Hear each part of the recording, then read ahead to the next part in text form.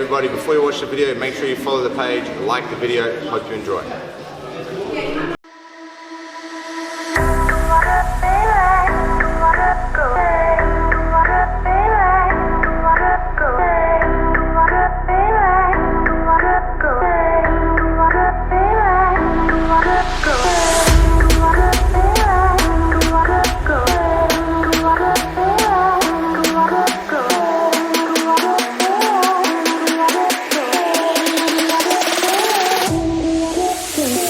I want to ask you two questions, very specific.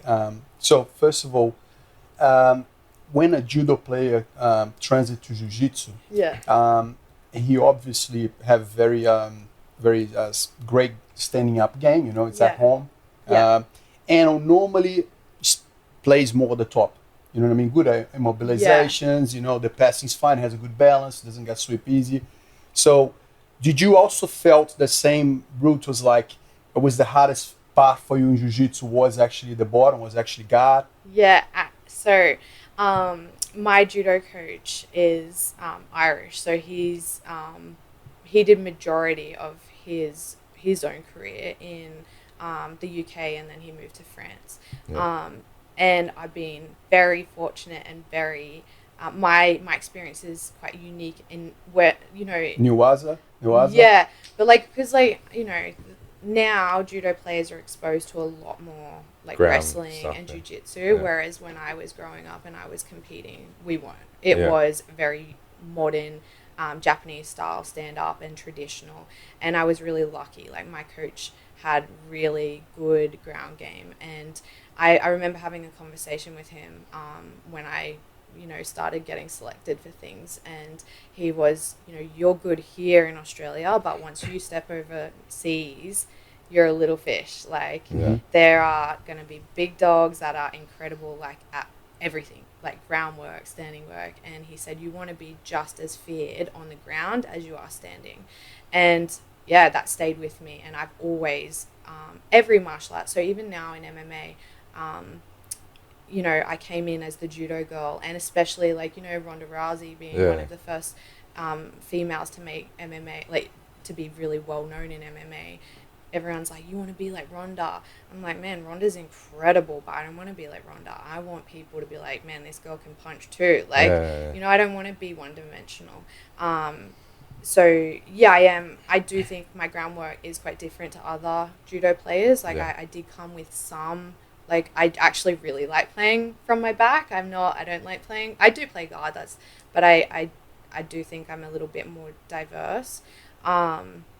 But yeah, it was really hard to let go of just doing judo. It took a long time to actually learn new things. That was really hard.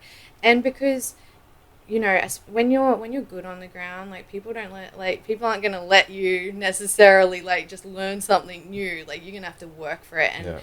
And you know, having a colored belt, and I think when people feel like you grab onto someone, you're like, yeah, they're strong, or like, you know, they know what they're doing. Like, you know, you then have to fight for everything. So it was hard to not just go back to what I'm good at.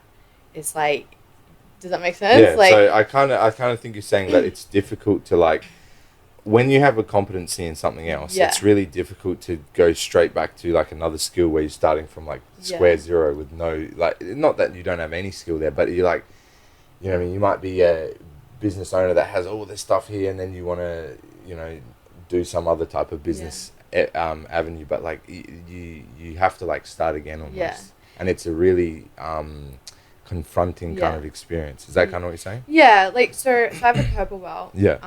And yeah, I feel like if people don't know me already, so if I roll with somebody new, they're not like, you know, I feel like I'm still fresh to jiu-jitsu. Like, I've been doing it for a long time now, but I still feel like I'm fresh. Like, I don't feel like, you know, Jiu-jitsu I think jiu-jitsu has this, it's a bit different in that sense because it's so vast and unlimited that you're always going to carry this feeling.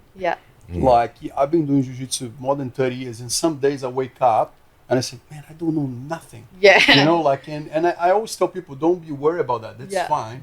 It's too vast, you know? Yeah, I think people make an assumption you've got a colored belt that you know what you're doing. And look, I think I'm good at jiu-jitsu. Or you know everything, you know. Yeah, like I think I'm good at martial arts. Like it's taken a long time for me to be able to say that. But yeah, I think I'm good at martial arts, but like I'm still learning. I still feel fresh, especially in jiu-jitsu. I roll with like, like there's a particular like girl like that I admire, like, in martial arts, and I roll with her and I'm just like, I don't know anything. Yeah. You are incredible. Like, how do I be like you? Like, and yeah, it makes me feel like a white belt again. But yeah, I always, it is hard to let go of what you're good at. Yeah. And in terms of wanting to grow, like, because there's always that little bit of competitiveness 100%. That I don't want to get swept or I don't want to get tapped. So, okay, my jiu-jitsu is not working. I'm going to go back to playing my judo game. Yeah. And for me, I think I got injured and had some time off, and then coming back, and having to be restricted in what I could and couldn't do, I really pushed myself to learn new things. Yeah.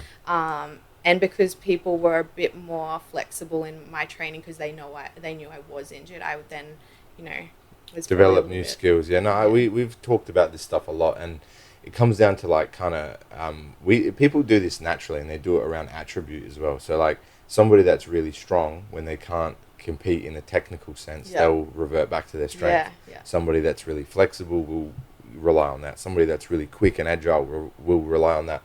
Do you think like this is kind of like a two-part question. Do you think that having a higher level skill in judo made it more difficult to learn jiu-jitsu? Because you could rely on judo to some extent in certain areas? Yeah, definitely. Yeah. It's if I get stuck in guard, like me naturally, I go to heavy guard pass. Like judo player, I just drop my weight and I'm like squash technique. Like that's it.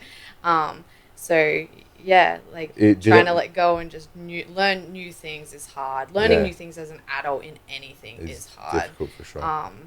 But yeah, like again, it comes down to your community and and who you're rolling with and your mindset.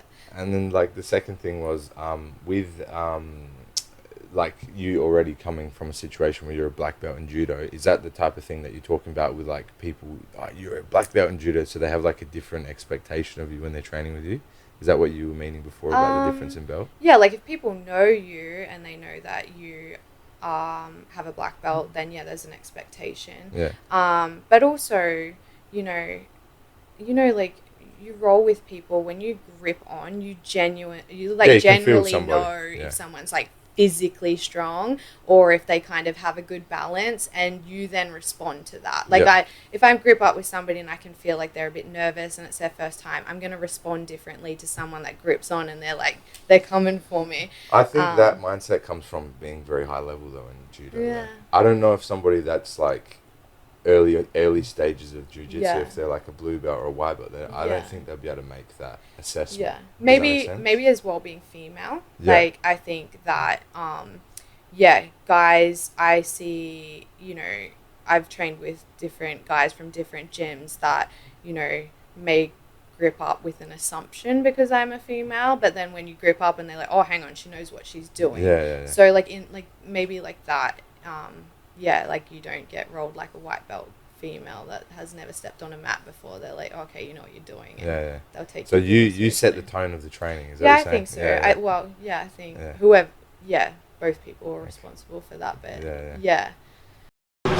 Hey guys, thanks so much for watching the video. If you haven't yet already, make sure you subscribe, like, and again, go and check us out on Facebook, on Instagram, like all our platforms. Give us a follow at bjj.101 on Instagram, and go and check out bjj101.com.au to access the full video library.